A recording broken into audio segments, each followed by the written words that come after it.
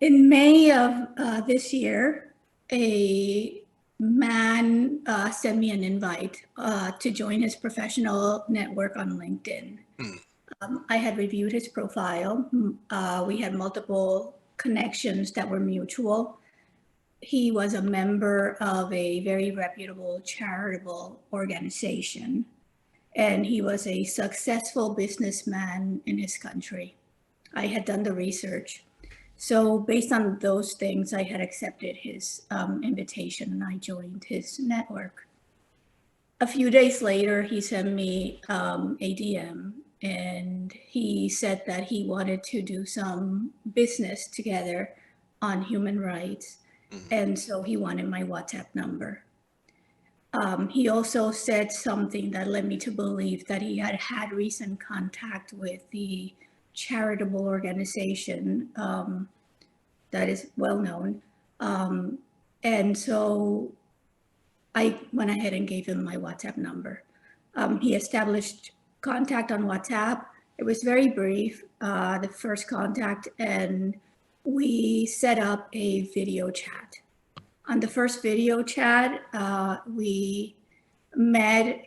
It was very brief. He let me know what his intentions were for the proposed business plan that he had for the human rights, and where he wanted me to fly out to his country and do some work with him on a human rights project. And it was very brief and very professional. We set up a second business meeting. On the second business meeting, I was ready to go, and phone rang, and the screen opened up. And when the screen opened up and I saw him, he was half naked. I froze.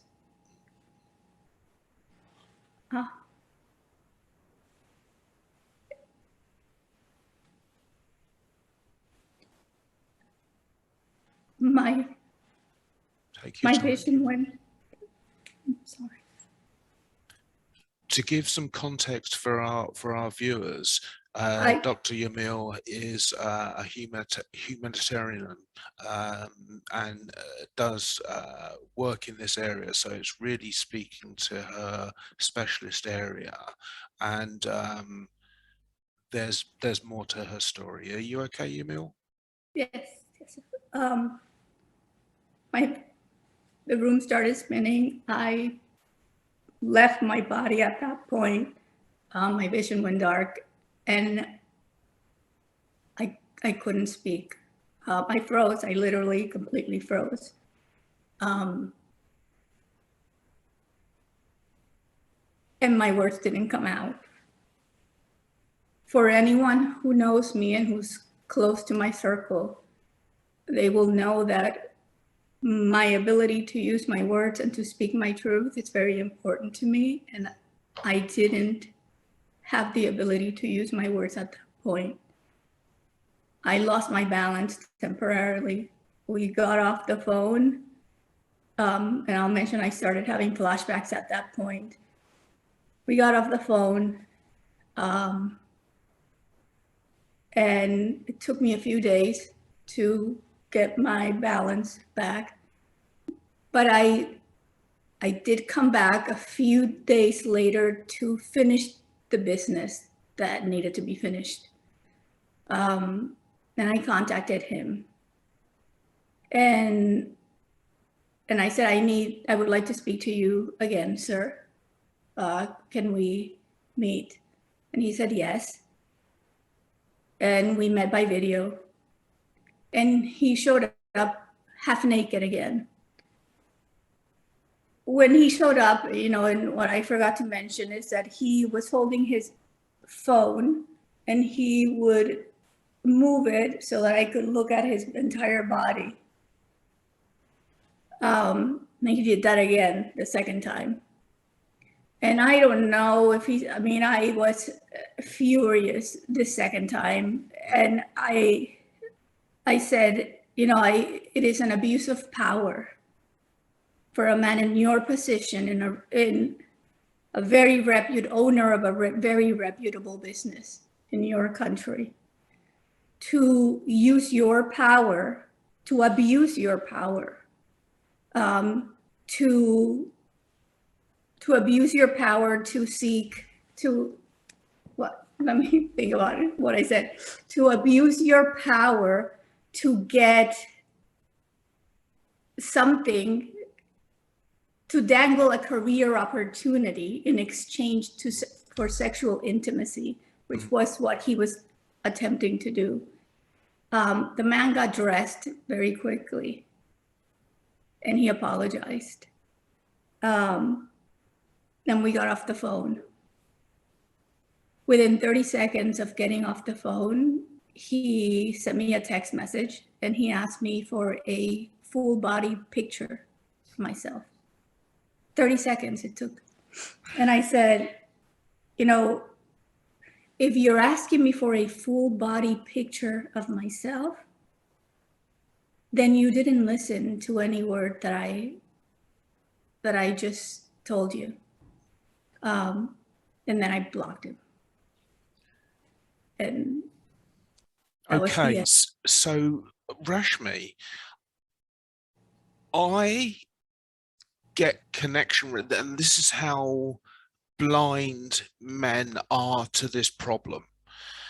I get connection requests and I don't even bother to look at their details. It's just, yeah, connect with me, whatever, try and direct sell me. I don't care because I'm not buying, so it's no worries. But the level of detail that Dr. J went into in pre-understanding and selecting that connection to take that extra step, is that something you do commonly? You're muted at the moment. You're asking me? No, I'm asking Rashmi. Okay. Yes.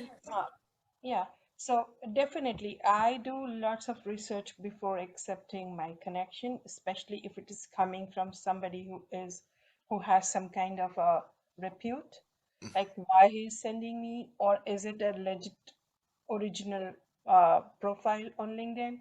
So I do my due diligence research before accepting it. But no matter how much you pay close attention to, these things keeps on coming, keeps on popping up in my DM as well.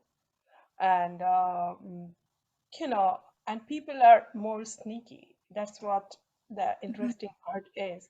Once you post your email in your about section, I even received images and pictures on my Gmail.